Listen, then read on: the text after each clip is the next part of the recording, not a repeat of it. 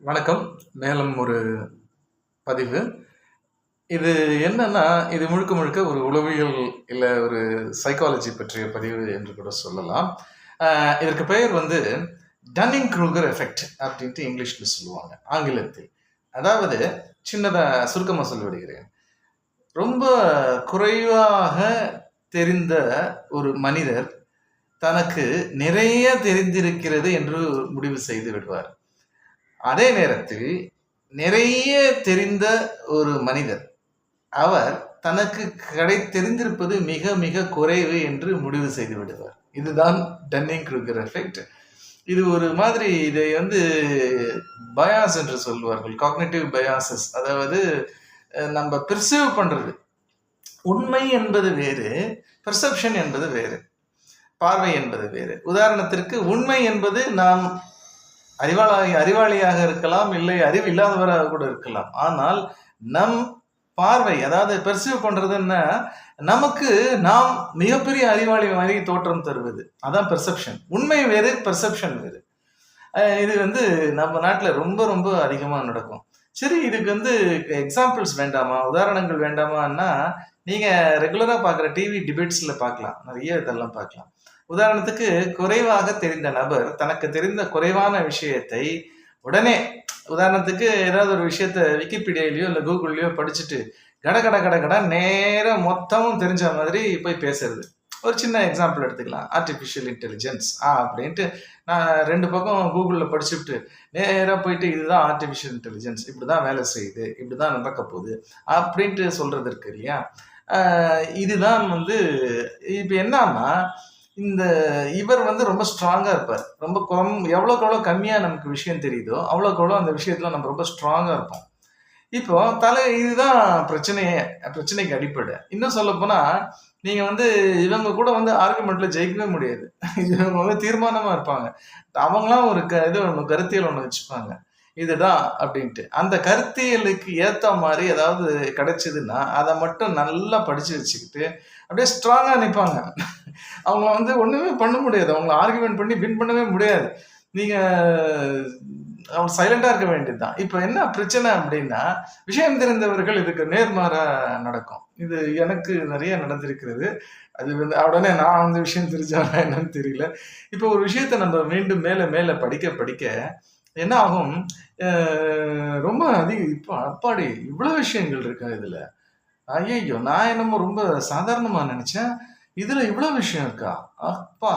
இப்போ இது வந்து நியூட்டன் இது சொல்லுவாரு. உங்களுக்கு எவ்வளோ தெரியும் அப்டின்னா, நான் என்ன அந்த கடற்கரையில விளையாடிட்டு இருக்க ஒரு சின்ன குலா புலா குலா இந்த கூழாங்கற்களை தூக்கி போட்டு விளையாடும் சிறுவன் நான். என் முன்னாடி இருப்பது நாலேட்ஜ்ங்கிறது என்ன ஒரு வாஸ்ட் ஓஷியன் எனக்கு முன்னாடி இருக்கு.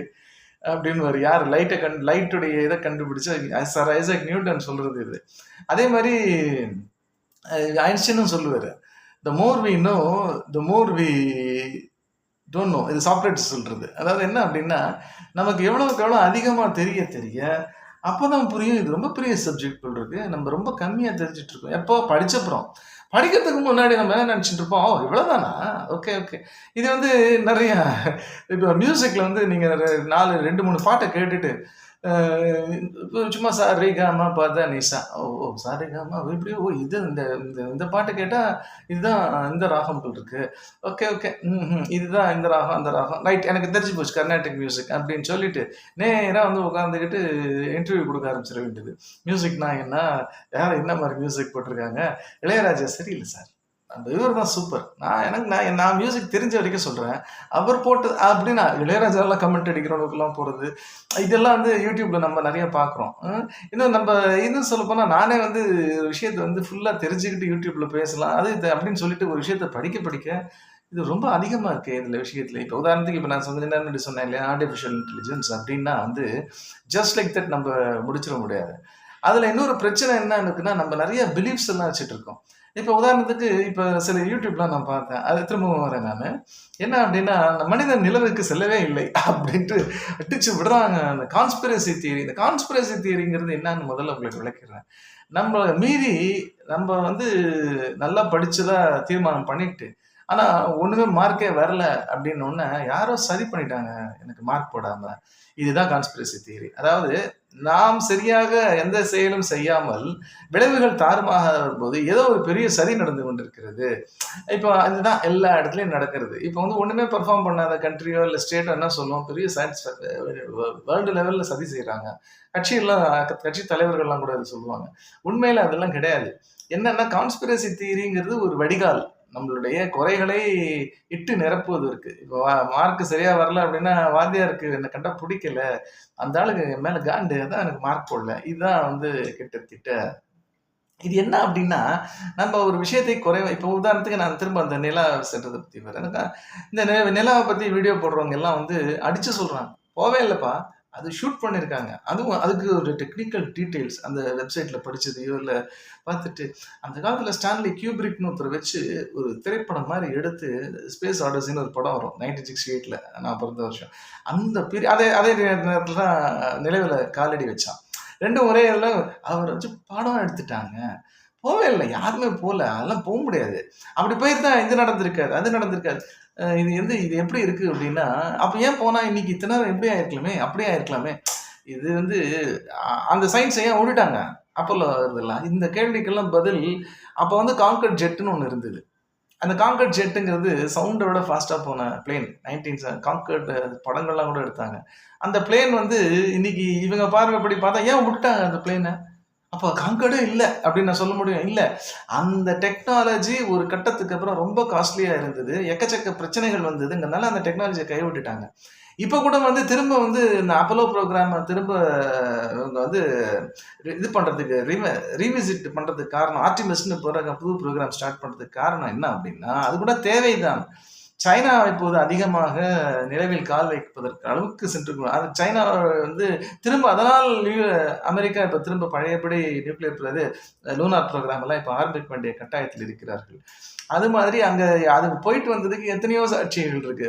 அங்க அங்க ஒரு இத வச்சுட்டு வந்திருக்காங்க. லேசர் இது ரிஃப்ளெக்டர் ஒண்ணு வச்சுட்டு வந்திருக்காங்க. அது எத கேட்டாலும் அதுக்கு ஒரு காரணம் சொல்றதுக்கு இவங்க ரெடியா இருப்பாங்க. நீங்க என்ன சொல்லி பாருங்க.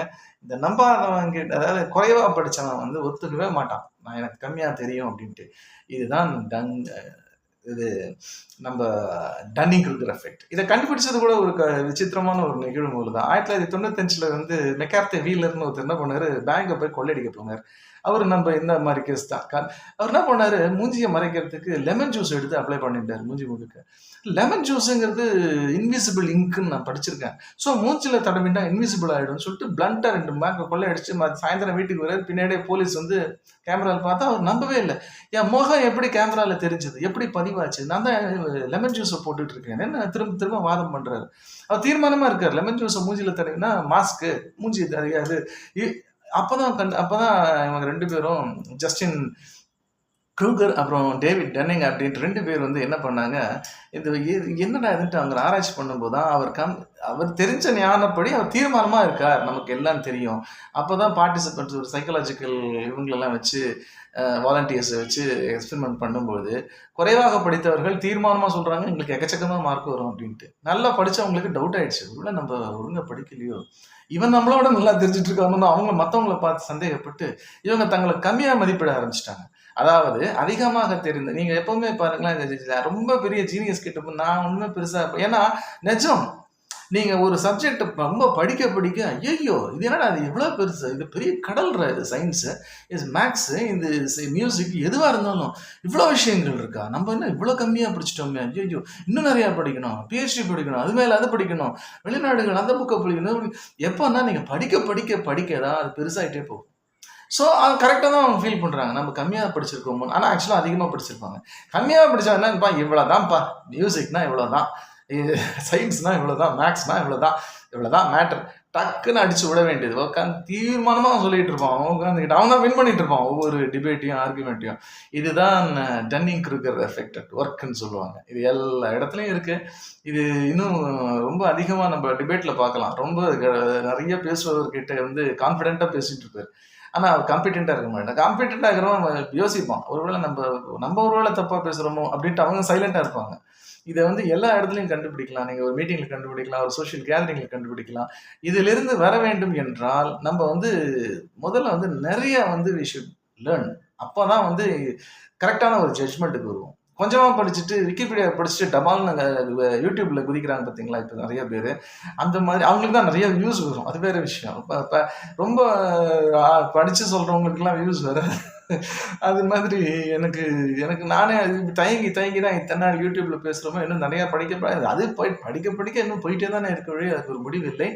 ஆனா ஒரு பேலன்ஸ் கண்டுபிடிக்கணும் நம்ப. ஓகேயா?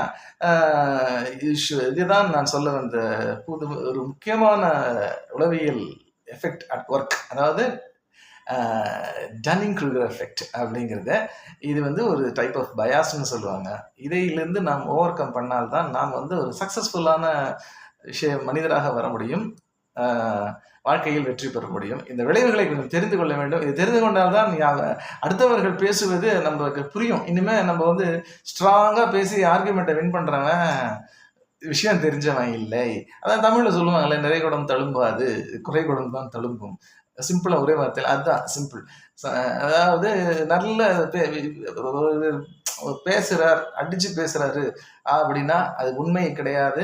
அதனால அவங்களுக்கு ஓவர் எஸ்டிமேட், அவங்களுக்கு விஷயம் தெரிஞ்சதும் ஆகாது. இதுதான் டன்னிங் க்ரூகர் எஃபெக்ட். இதை புரிந்து கொண்டால் நாம் எல்லாவற்றையும் புரிந்து கொள்ளலாம்.